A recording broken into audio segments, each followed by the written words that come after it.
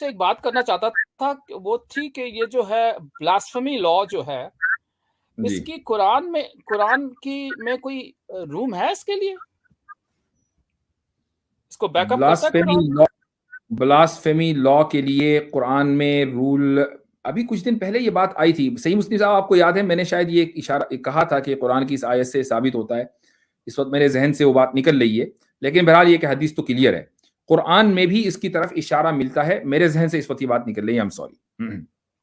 क्योंकि मतलब जो है 1595 सीधी कहती है, सफिशिएंट एम आई, ये अल्लाह ताला फरमा रहे हैं, sufficient am I unto thee against those who scoff, कि मैं ठीक है। काफी हूं उन लोगों के लिए जो हम्म, स्कॉफ करते हैं, जो ठीक। मॉक करते हैं। तो हाँ, मॉकिंग सही है। जो मॉकिंग के लिए जो सजाए अल्लाह ताला मौत है। काफी है। बिल्कुल, अल्लाह ताला काफी है, और अल्लाह ताला ने अपने काफी होने को इस तरीके से साबित किया कि उसने अपने रसूल के जरिए यह कानून बनवा दिया कि अपोस्टेसी या जो इर्तिदाद का लॉ है, या जो लोग मॉकिंग करते हैं, उनको यह सजा दी जाए। तो वो काफी कैसे हुआ फिर अल्लाह ताला क्योंकि सारे हकाम तो अल्लाह ही की तरफ से आए हैं, इंसान ने कोई बनाया है कोई देखिए ये हुक्म। जो जितने भी हकाम अल्लाह की तरफ से आए। ये तो आप कह रहे हो कि अभी ये अल्लाह ताला काफी हैं, लेकिन वो जो है तो किसको दे अगर दिया? हमने अगर अगर आप इस चीज को तस्लीम करते हैं कि अल्लाह ने वाकई ये कहा है कि मैं काफी हूं, इस चीज को तो आप तस्लीम करते हैं। ये तो है लिखा हुआ सीधा सीधा, ठीक है। Sufficient am I unto thee against यानी दोस। यानी यानी वो किसी आम आदमी ने नहीं लिखा, वाकई अल्लाह ने, जिसको सुप्रीम बीइंग कहते हैं, उसने लिखा ना। जी जी बिल्कुल। चले ठीक है। अच्छा, बाकी कुरान भी उसी ने उतारा होगा। जाहिरा मतलब जो जाहिर है। ठीक है। हाँ, तो जब लेकिन एक जब बाकी बिफोर, कुरान भी उसी ने उतारा। एक मिनट जी।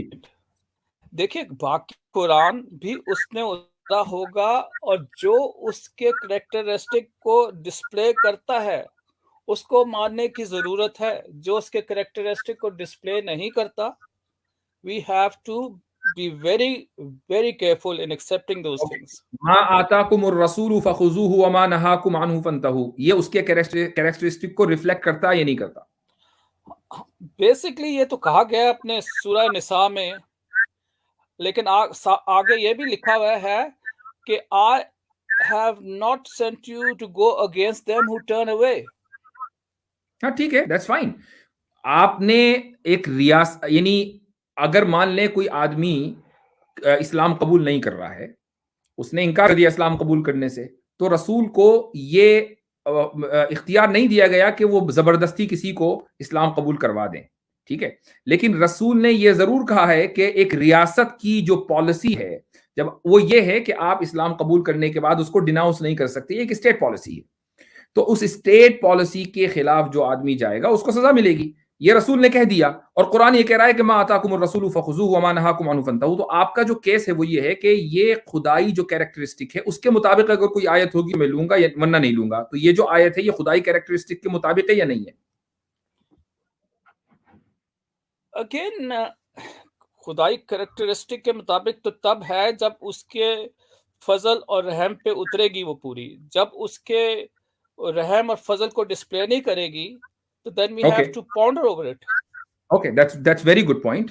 क्या आप समझते हैं कि कानून मसलन कुरान कहता है कि तुम्हारे लिए किसास में जिंदगी है, क्या किसास में रहम है या नहीं है?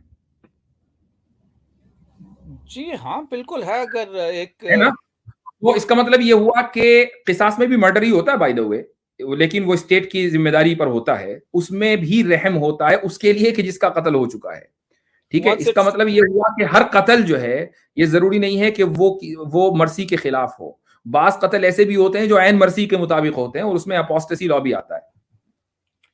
ठीक है, लेकिन ये फिर स्टेट का काम है ना, ये तो इंडिविजुअल्स का काम नहीं हुआ ना। ये बात तो मैं 1000 मरतबा कह चुका हूं। तो लेकिन जो चीजें आज कल भी डिस्कस होती रही हैं, ये तो जो इतनी तफसील इंडिविजुअल्स से को आर्म बात कर हो रहे हैं। चुकी है। मसीही मुस्लिम साहब, इतनी तफसील से बात हो गई, इस टॉपिक कभी आए थे। आई डोंट थिंक कि हम दोबारा उस टॉपिक को ड्रैग करें। क्या हाँ फायदा, ठीक लोग है, बोर लेट्स होंगे। Not talk. लेकिन ये तो है कि sufficient am I against those who scoff. आपने उसको एक दूसरी तस्वीर दे दी, मतलब अल्लाह ताला को सफिशिएंट कह मान के भी आपने कहा नहीं, he is not sufficient because then नहीं नाउ इट्स इन नहीं नहीं नहीं आवर नहीं, ये हैंड्स। आप अपने अल्फाज मेरे मुंह में डाल रहे हैं कि मैं कह रहा हूं कि इज नॉट सफिशिएंट। जब अल्लाह कहता है कि मैं सफिशिएंट हूं, यानी अल्लाह खुद तो नहीं आ रहा है ना कहीं, उसके अहकाम सफिशिएंट हैं। वो जो अहकाम उसने खुद कुरान में नाजिल किए, अपने रसूल को कहा है कि तुम ये अहकाम इंट्रोड्यूस कराओ। अच्छा, मतलब अब ये जाहिर है ईमानियात की बात है, अब इसमें तो नहीं, देखना ईमानियात पड़ेगा। की बात नहीं है, ये अकलियात की बात है। चूंकि अल्लाह जब ये कहता है कि मैं सफिशिएंट हूं, तो उसके सफिशिएंट होने का क्या मतलब है? वो खुद कुछ करे आपकी जिंदगी में आकर, यानी अगर मान लो किसी की गर्दन ही उतारनी तो खुद आके गर्दन उतारे, ये सफिशिएंट होने का मतलब है? खुदा तो मौत किसी को देना चाहे तो दे सकता है, इसमें कोई ऐसी बात नहीं है। एग्जैक्टली, वो तो मौत तो हर एक को देगा, किसी को नहीं, हर एक को देगा मौत। तो जी। जिसको भी मौत देगा उसमें उसकी खुसूसियत क्या है? मान लीजिए एक आदमी ने मौत किया रसूलुल्लाह सल्लल्लाहु अलैहि वसल्लम को, और उसकी फितरी मौत हो गई, तो दुनिया क्या कहेगी? भाई उसको तो मरना ही था, मर गया। ये सजा कैसे हुई?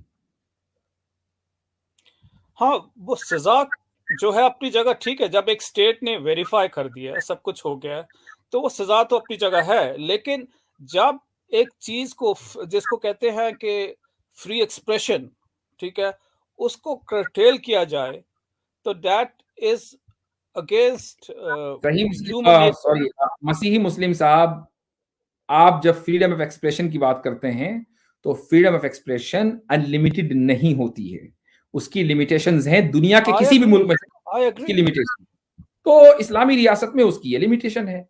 तो अगर आप ये कहें कि नहीं जी यूनाइटेड स्टेट्स में अनलिमिटेड फ्रीडम ऑफ एक्सप्रेशन है, आप साबित कर दीजिए। तो तो चले, ये बहुत मेरे ताखीर ख्याल हो से गई। देखिए, एक मिनट, एक मेरे ख्याल मिनट, से इस देखिए टॉपिक को अगर एक मिनट जी मैं फरमाइए। इसको रैप अप कर दूं, मैं इसको रैप अप कर दूं कि मेरे ख्याल से बेटर ये होगा कि इसका जो हिस्टोरिकल बैकग्राउंड है ना, नबी अलैहिस्सलाम के टाइम पे क्या क्या हुआ और नबी अलैहिस्सलाम ने किस किस एपोस्टेट को बरी किया, अपने सामने बरी किया और कहा कि इसको कोई नुकसान नहीं पहुंचाएगा, वो सब आप डिस्काउंट करके आप दूसरी बातें लेकर आ रहे हो।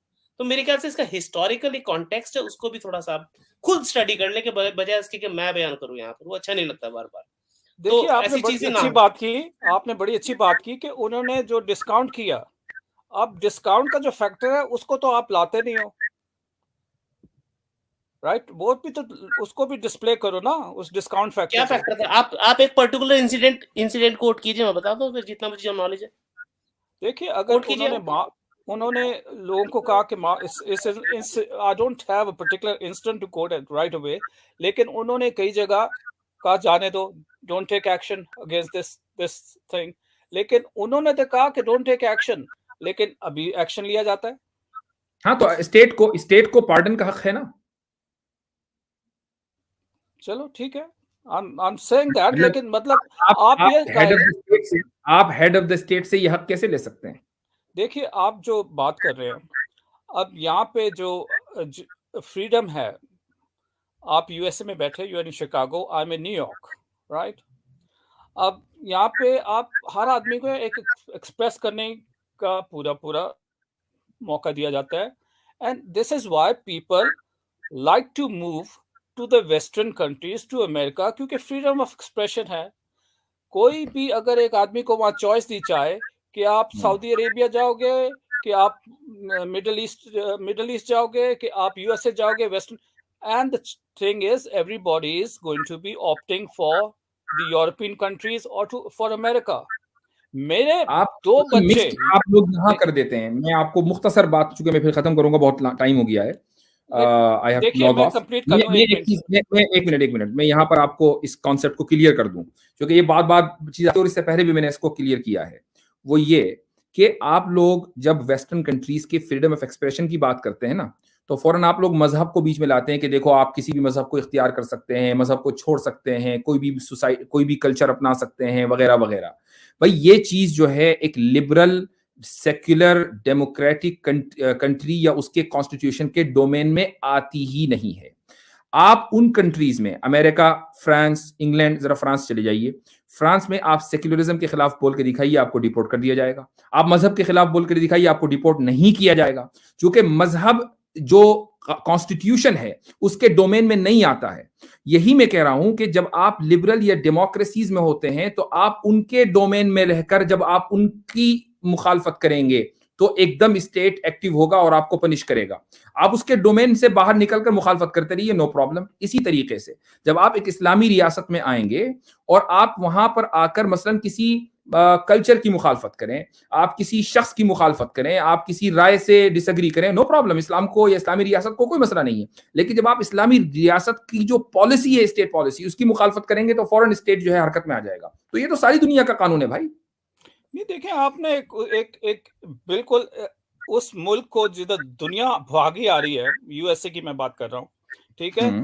आप ये कह रहे हैं कि वो जो हैं इस लोग इसलिए आ रहे हैं, सॉरी अच्छा, तो यही दुनिया जो भागी आ रही है यूएसए में, वो इस फ्रीडम की वजह से आ रही है, जो इतना फ्रीडम ऑफ एक्सप्रेशन है, उसी के लिए, फ्रीडम ऑफ एक्सप्रेशन के लिए आ रही है, बिल्कुल। ओके, तो बोट्सवाना क्यों नहीं जा रही है? दुनिया सबसे ज्यादा फ्रीडम तो वहां पर है। नहीं, वो फ्रीडम ऑफ एक्सप्रेशन का मतलब ये नहीं है कि अर्निंग्स भी होनी चाहिए ना, आपकी सब कुछ होनी चाहिए। अब आ गए ना, अब आ गए आप लाइन पे कि जो बेटर लाइफ स्टाइल है दुनिया उसकी वजह से आ रही है। उसको इससे फर्क नहीं पड़ता कि यहाँ फ्रीडम ऑफ एक्सप्रेशन है या नहीं है। सऊदी अरब अपनी बॉर्डर्स खोल दे और वहां का लाइफ स्टाइल बेहतर हो, लोगों को धेले का फर्क नहीं पड़ता कि फ्रीडम ऑफ एक्सप्रेशन है या नहीं। उनको पैसा चाहिए, सऊदी अरब जाएंगे। लाखों हिंदू, जो मुसलमान तो चले हैं, वो एक अलग मसला है। लाखों हिंदू जो है मिडिल ईस्ट में, क्या उनको फ्रीडम ऑफ एक्सप्रेशन वहां वैसी हासिल है जैसे इंडिया में? नहीं है, लेकिन पैसा कमा रहे हैं, जा रहे हैं। तो आप ये सब बात कम से कम प्लीज, जब मुझसे आप, मैं नहीं कह रहा हूं, लेकिन बहरहाल कम से कम इस तरह की बातें करें तो you should be well grounded कि आप क्या बात कह रहे हैं। देखिए, I've lived in the Middle East. 2 of my kids were born there, right? अब 2 बच्चे वो वहां पे पैदा हुआ and they didn't have any rights, ठीक है। उनका है कि वो राइट्स ही नहीं देते। They don't give you citizenship. They don't give you anything. So I had to exit. I had to go from that place and come to the USA, right? Just because बहुत अच्छी life थी, beautiful life, सब कुछ अच्छा था।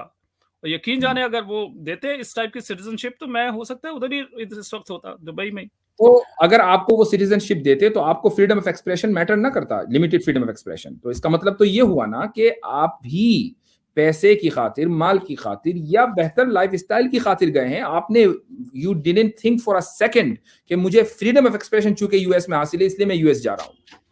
नहीं, that was one of the factors, of course, ठीक है। उसको तो मैं, तो फिर आपको फ्रीडम ऑफ एक्सप्रेशन, आपको जब आपकी सबसे हाई वैल्यू है, देन आपको बोत्सवाना जाना चाहिए था जहां सबसे ज्यादा फ्रीडम ऑफ एक्सप्रेशन हासिल है। आप कुछ भी कहिए, नो प्रॉब्लम। तो देखिए, फ्रीडम ऑफ एक्सप्रेशन को और रिलीजन को कभी भी मिक्स ना कीजिए, बल्कि ये देखिए कि हर जगह फ्रीडम ऑफ एक्सप्रेशन लिमिटेड है, एब्सोल्यूट कहीं नहीं है। आप स्टेट की पॉलिसी के खिलाफ जब भी बोलेंगे, सेक्युलर स्टेट के खिलाफ बोलेंगे, सेक्युलरिज्म के खिलाफ बोलेंगे, आपको आपके खिलाफ एक्शन लिया जाएगा। आप कम्युनिस्ट स्टेट में होंगे, कम्युनिज्म के खिलाफ बोलेंगे, डेथ पेनल्टी आ जाएगी। आप मसलन इस्लामिक स्टेट में होंगे, इस्लाम के खिलाफ बोलेंगे तो वहां पर आपको सजा मिलेगी। तो I mean, I don't see any difference. तो बेसिकली किसी फिलॉसफी के खिलाफ आप बात करोगे, अगर वो फिलॉसफी रूल कर रही है तो they will go after you, right? ये आप कह रहे हो? ये तो ह्यूमन नेचर है, सारी दुनिया इसी पे चल रही है कि आप फिलॉसफी नहीं, आई डोंट नो, हो सकता, अच्छा, मैं बात फिलॉसफी की नहीं कर रहा हूं, मैं बात कर रहा हूं स्टेट की पॉलिसी की। स्टेट की पॉलिसी के खिलाफ जब आप बात करेंगे तो स्टेट एक्टिव होगा। ये सारी दुनिया का कानून है, यूनिवर्सल लॉ है।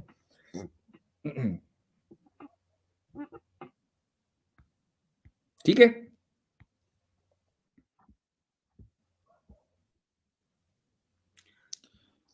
शायद डिस्कनेक्ट हो गए। चले, ठीक है, मेरे ख्याल से बात हो गई है। शुक्रिया, बहुत बहुत बहुत हो गई है। और मसीह मुस्लिम साहब, मैं अब इजाजत चाहूंगा, बहुत देर हो गई है, मैं भी थक गया हूं बोलते बोलते। तो इंशाल्लाह नेक्स्ट स्ट्रीम में आप आइएगा।